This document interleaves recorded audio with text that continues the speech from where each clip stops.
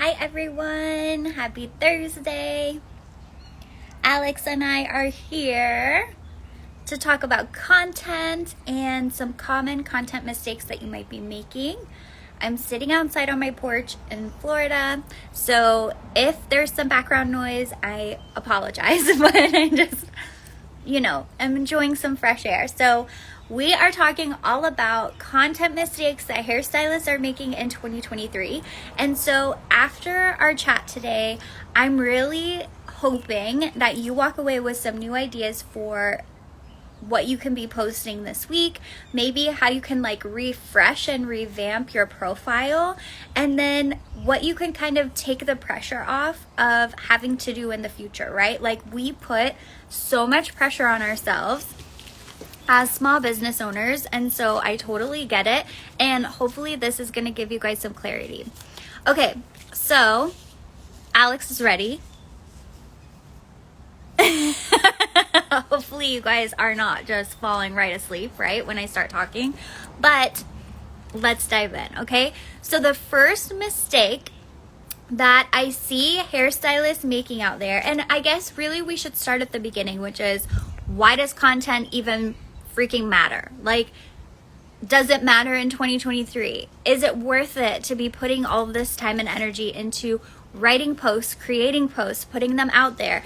Does that even work to build business? And what I'll say is that yes and no, right? If you want to use your Instagram to bring in new clients who are high paying and loyal, you 100% can do that. But is that going to look different than not having that intention? Absolutely. So again, that's why these points are so important, because otherwise we're wasting our time, right? I definitely in my time have felt so frustrated. What's the point of showing up? What's the point of putting all this effort and energy out there? I don't feel like the right people are seeing it. I don't feel like the right people are coming in, okay? So if you felt like that, this should definitely help. So the first one that is a mistake that we make when it comes to putting out content is we're actually using too many hashtags. So this sounds a little bit weird, but Instagram this year, so this is in the last month or so, said that 5 to 10 hashtags is the sweet spot on Instagram, okay? Even last year, if you remember, we were doing dot and putting them in the bottom. Some people were putting them in comments.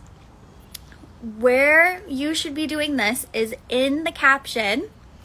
So not in the comments, in the caption, and 5 to 10 hashtags is what you should be using. So the other part with hashtags is that I'm still seeing a lot of national hashtags or generic hashtags like hashtag balayage, right?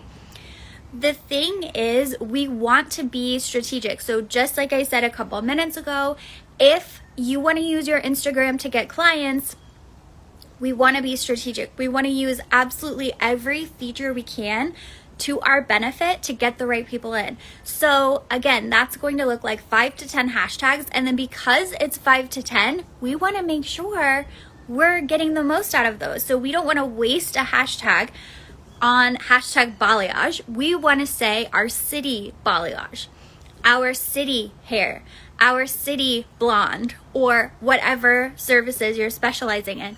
This is how you can actually start to attract those local people seeing what you're doing, okay? Super important.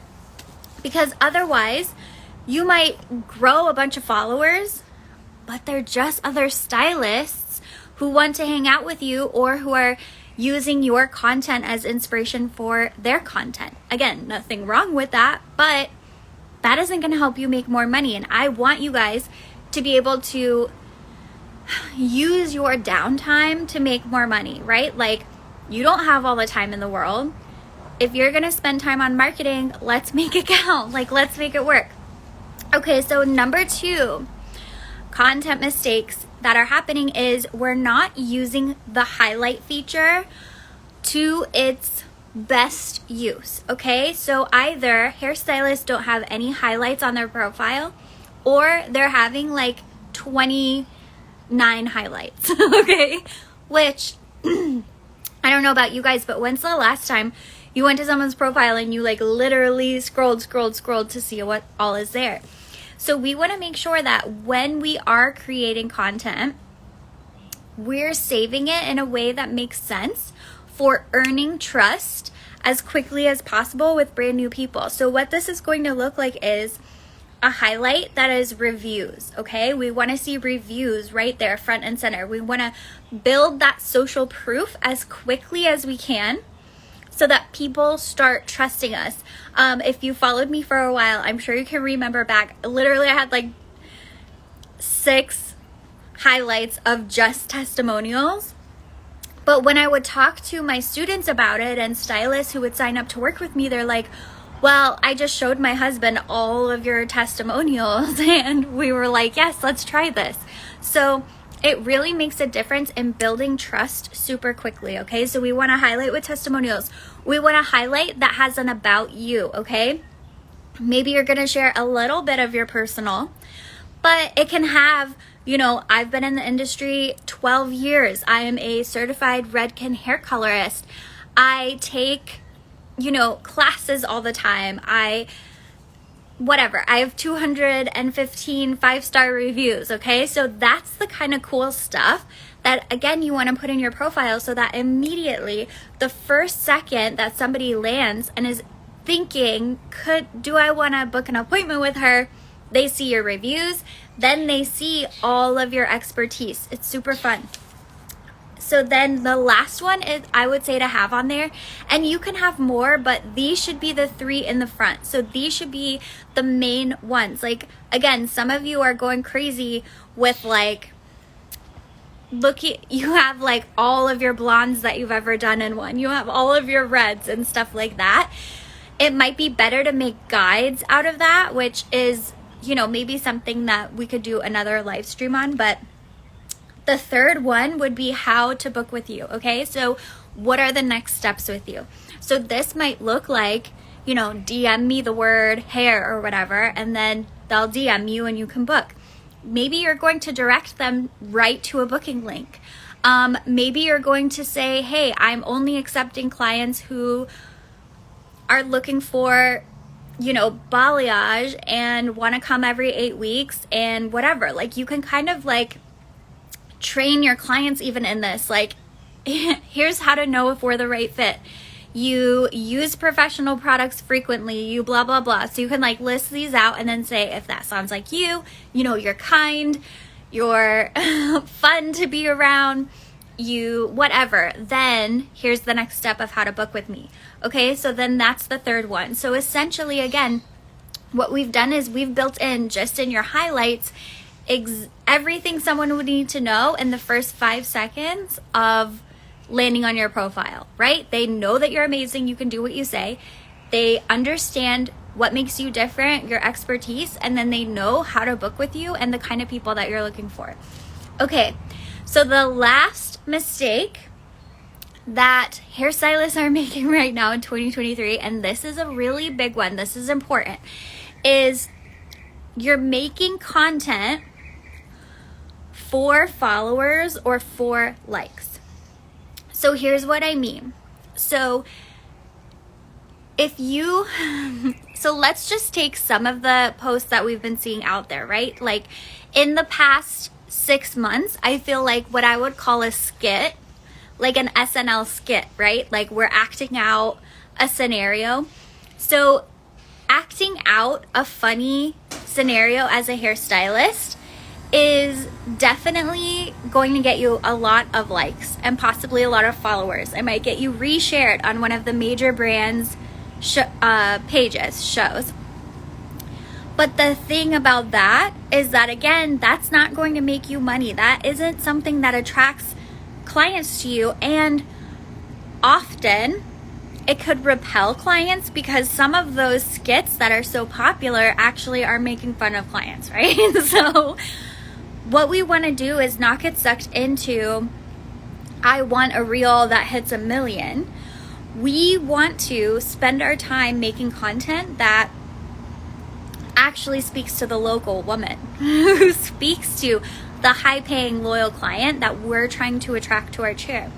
So the trade-off here is that because you're focusing on a much smaller like part of the population, right?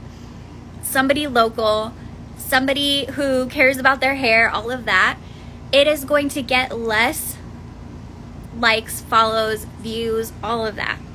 And so we kind of have to let go of this quantity and this like excitement over viral posts and put that and channel that same excitement and like celebration into having that high quality.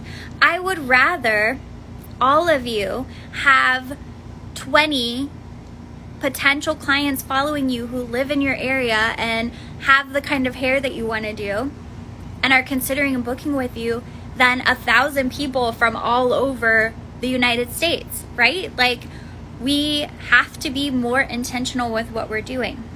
And so where that comes into play, and like a way that you can start thinking about this is just when you watch posts, right? Because we all are inspired by each other.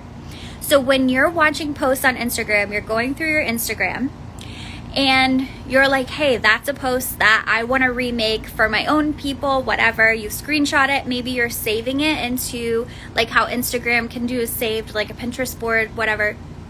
I want you to first ask yourself, who is this post for, right?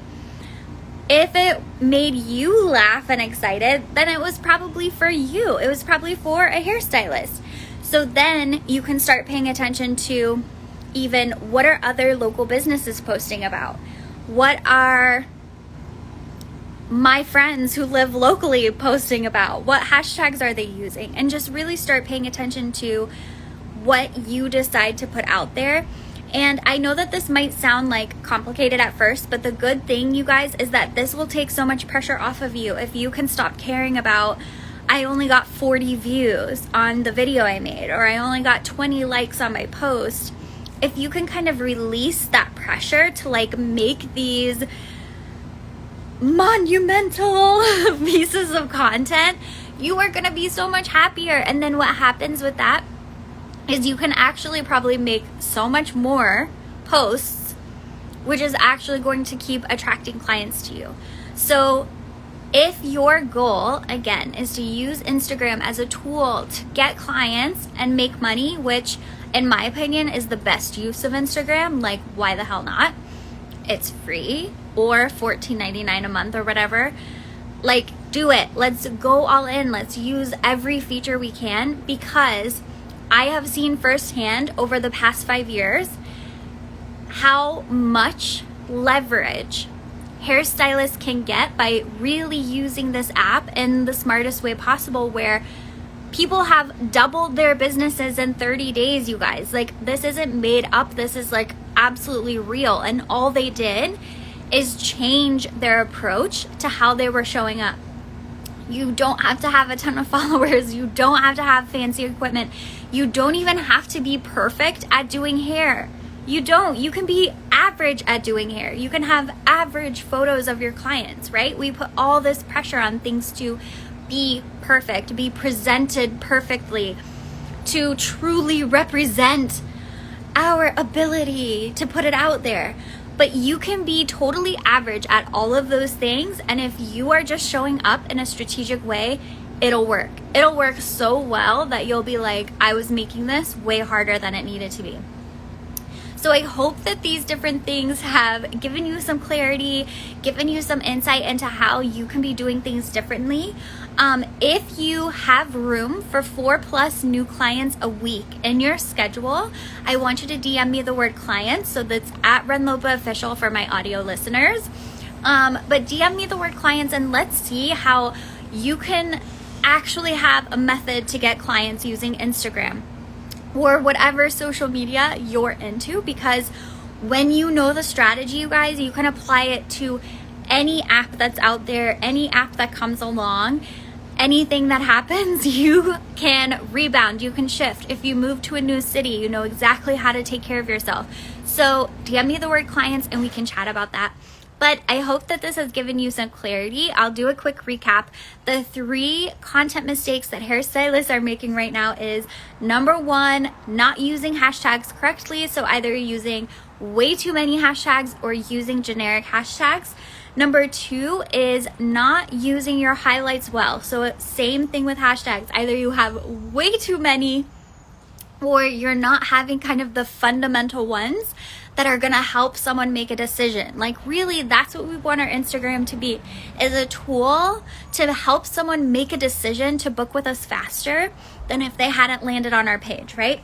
And then number 3 was really only focusing on content that's going to get the most views, followers, and likes, okay? Which 9 times out of 10, that content is going to be for other hairstylists. So we want to be sure we let go of that pressure to get 500 views, to get 10,000 views on everything or 10,000 likes on everything we put out, because we understand if 5 local women in my city like my post today, I freaking won, right? I got in front of the right people. So that is what I see as the biggest mistakes.